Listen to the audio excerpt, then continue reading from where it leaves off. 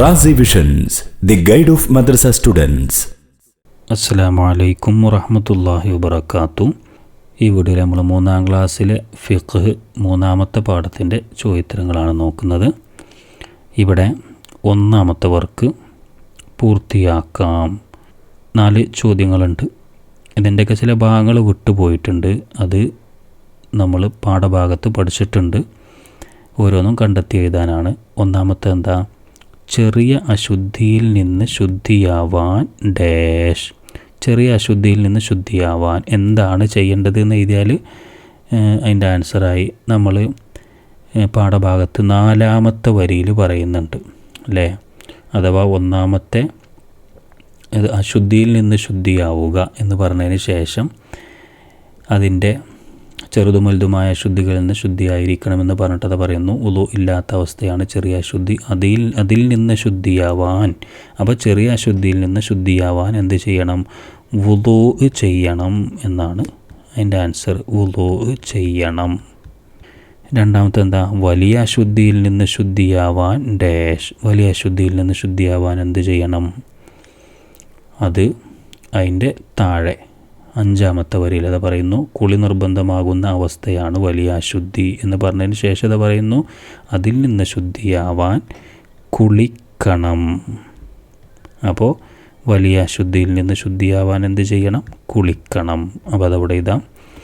ഇനി 3 എന്താ? നിസ്കരിക്കുന്നതിന് മുമ്പ് നമ്മുടെ ഡാഷ് എന്നിവ നജസുകളിൽ നിന്ന് ശുദ്ധിയായിരിക്കണം. അപ്പോൾ നിസ്കരിക്കുന്നതിന് മുമ്പ് നമ്മുടെ എന്തൊക്കെ നജസുകളിൽ നിന്ന് ശുദ്ധിയാവണം എന്ന് പാഠഭാഗത്ത് പഠിച്ചിട്ടുണ്ട്. അതാണ് എഴുതിയാൽ മതി. അത് പിന്നെ 8-ാമത്തെ വരിയിൽ അഥവാ നജസിൽ നിന്ന് ശുദ്ധിയാവൽ എന്ന് പറഞ്ഞിട്ട് അതിൻ്റെ താഴെ പറയുന്നു നിസ്കാരത്തിന് മുമ്പ് നമ്മുടെ എന്തൊക്കെ? ശരീരം, പിന്നെ വസ്ത്രം, പിന്നെ സ്ഥലം. അഥവാ നിസ്കരിക്കുന്ന സ്ഥലമാണ്. സ്ഥലം എന്നും കൂടി ഇവിടെ എഴുതാനുണ്ട്. ഇവിടെ സ്ഥലമില്ലാത്തത് കൊണ്ട് ഞാൻ സ്ഥലം എഴുതാൻ സ്ഥലമില്ലാത്തത് കൊണ്ട് ഇവിടെ സ്ഥലം എന്ന് എഴുതിയിട്ടുണ്ട് ചെറുതായിട്ട്. അപ്പോൾ എന്തൊക്കെയാണ്? ശരീരം, വസ്ത്രം, സ്ഥലം എന്നിവ നജസുകളിൽ നിന്ന് ശുദ്ധിയായിരിക്കണം. അപ്പോൾ കംപ്ലീറ്റായി. 4-ാമത്തത് നജസുകളുടെ ഡാഷ് എന്നിവ നീങ്ങുന്നത് വരെ കഴുകണം. നജസുകളുടെ എന്തൊക്കെ നീങ്ങുന്നത് വരെ കഴുകണം? അതിൻ്റെ ഉത്തരം നമ്മളെ പാഠഭാഗത്തിൻ്റെ ഏറ്റവും അവസാന ഭാഗത്ത് അഥവാ 9-ാമത്തെ പേജിൽ ശുദ്ധിയാക്കേണ്ട വിധം എന്ന് പറഞ്ഞിട്ടത് പറയുന്നു നജസുകളുടെ നിറം. അപ്പോൾ നിറം, പിന്നെന്താണ്? മണം, പിന്നെ രുചി. നജസുകളുടെ നിറം, മണം, രുചി എന്നിവ നീങ്ങുന്നത് വരെ കഴുകണം. അപ്പോൾ ഈ 3 കാര്യങ്ങളാണ് ഇവിടെ ചേർക്കാനുള്ളത്. ഇനി 2-ാമത്തെ ആക്ടിവിറ്റി നോക്കൂ. 2-ാമത്തത് ചർച്ച ചെയ്യാം എന്നാണ്. എന്തൊക്കെ? 1. നായ നമ്മെ സ്പർശിക്കുന്നത് ശ്രദ്ധിക്കണം. കാരണം എന്ത്?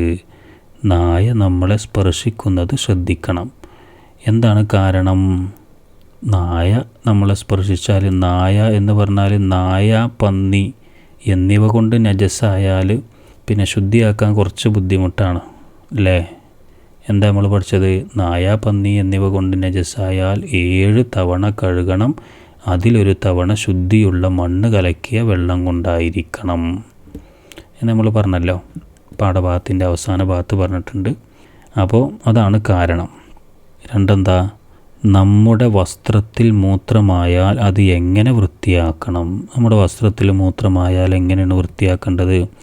മൂത്രം എന്ന് പറയുന്നത് നജസ്സുകളിൽപ്പെട്ടത്. ആ നജസ്സുകളൊക്കെ എങ്ങനെയാണ് വൃത്തിയാക്കേണ്ടത് നമ്മൾ പഠിച്ചിട്ടുണ്ട്. നജസ്സുകളുടെ നിറം, മണം, രുചി എന്നിവ നീങ്ങുന്നത് വരെ കഴുകണം. അപ്പോൾ നമ്മുടെ വസ്ത്രത്തിലൊക്കെ മൂത്രമായാൽ എങ്ങനെ വൃത്തിയാക്കും? നജസ്സിൻ്റെ നിറം, മണം, രുചി എന്നിവ നീങ്ങുന്നത് വരെ കഴുകി വൃത്തിയാക്കും. അപ്പോൾ അതങ്ങനെ എഴുതാം. പിന്നെ 3-ാമത്തത് ചെറിയ കുട്ടികളുടെ മൂത്രവും മലവും നജസിൽ ഉൾപ്പെടുമോ? ചെറിയ കുട്ടികളാണെങ്കിൽ അവരുടെ മൂത്രവും മലവൊക്കെ നജസിൽ ഉൾപ്പെടുമോ? ഉൾപ്പെടും. അപ്പോൾ ഉൾപ്പെടും എന്നെഴുതാം. ഇനി അടുത്തത് 3-ാമത്തത് നജസുകൾക്ക് നേരെ ശരി അടയാളപ്പെടുത്താം. ഇവിടെ കുറച്ച് കാര്യങ്ങളുണ്ട്. രക്തം, കഫം, മൂത്രം, ചത്ത മത്സ്യം, കണ്ണുനീർ, ചലം. ഇതിൽ നജസ്സുകൾ ശരിടാനാണ്. നജസ്സുകൾ ഏതൊക്കെ എന്നുള്ളത് നമ്മൾ 8ാമത്തെ പേജിൽ അവസാന ഭാഗത്ത് നജസ്സുകൾ എന്ന് കൊടുത്തിട്ട് പറയുന്നുണ്ട്. ഏതൊക്കെയാണ്? മലം, മൂത്രം, രക്തം, ചലം, ഛർദ്ദിച്ചത്, ലഹരി ദ്രാവകം, നായ, പന്നി, ശവം തുടങ്ങിയവ നജസ്സുകളാണ് എന്ന് പറഞ്ഞല്ലോ. അപ്പോൾ ഇതിലേതൊക്കെ? രക്തം പറഞ്ഞിട്ടുണ്ട്, അപ്പോൾ അത് ശരിയാണ്, നജസ്സാണ്. കഫം നമ്മൾ പറഞ്ഞിട്ടില്ലല്ലോ, ഇല്ല, അപ്പോൾ അത് ഒന്നും ചെയ്യണ്ട. പിന്നെ മൂത്രം നജസ്സാണ് എന്ന് നമ്മൾ പറഞ്ഞല്ലോ, അപ്പോൾ അതിടാം. പിന്നെ ചത്ത മത്സ്യം നജസ്സാണോ?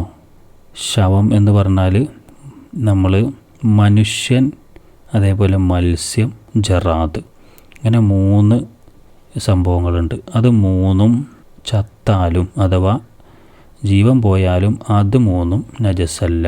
ശവമായാലും അത് നജസ്സല്ല. ബാക്കിയുള്ളതൊക്കെ ചത്താൽ, ജീവനില്ലെങ്കിൽ, ശവമായാൽ നജസ്സാണ് എന്നർത്ഥം. അപ്പോൾ കാരണം നമ്മൾ മത്സ്യം ചത്തതാണെങ്കിലും മത്സ്യത്തിനെ നമ്മൾ ചത്ത മത്സ്യത്തിനെ തന്നെയല്ലേ തിന്നാറുള്ളത്. മത്സ്യം ചത്താലും അത് നജസ്സല്ല, അപ്പോൾ അതൊന്നും ചെയ്യേണ്ട, നജസ്സല്ല. കണ്ണുനീര് നജസ്സാണോ? നമ്മളിപ്പോൾ നജസ്സുകളുടെ കൂട്ടത്തിൽ പഠിച്ചിട്ടില്ലല്ലോ, അപ്പോൾ കണ്ണുനീര് നജസ്സല്ല. ചലം നജസ്സാണ്, നമ്മൾ അതിൻ്റെ കൂട്ടത്തിൽ പഠിച്ചിട്ടുണ്ട്. രക്തം, പിന്നെ മൂത്രം, പിന്നെ ചലം, ഇതൊക്കെയാണ് ടിക്ക് ചെയ്യാനുള്ളത്. ഈ വീഡിയോ ഇവിടെ അവസാനിക്കുകയാണ്. ഇതുപോലെയുള്ള വീഡിയോകൾ നിങ്ങൾക്ക് ലഭിക്കാൻ വേണ്ടി ചാനലൊന്ന് സബ്സ്ക്രൈബ് ചെയ്യുക. സ്ക്രീനിൽ കാണിക്കുന്ന QR കോഡ് സ്കാൻ ചെയ്ത് നിങ്ങളെ ക്ലാസ്സിൽ ജോയിൻ ചെയ്യുകയാണെങ്കിൽ വീഡിയോകൾ യഥാസമയം തടസ്സമില്ലാതെ നിങ്ങൾക്ക് ലഭിക്കും. ഇൻഷാ അല്ലാഹ്. അസ്സലാമു അലൈക്കും വറഹ്മത്തുള്ളാഹി വബറകാതുഹു.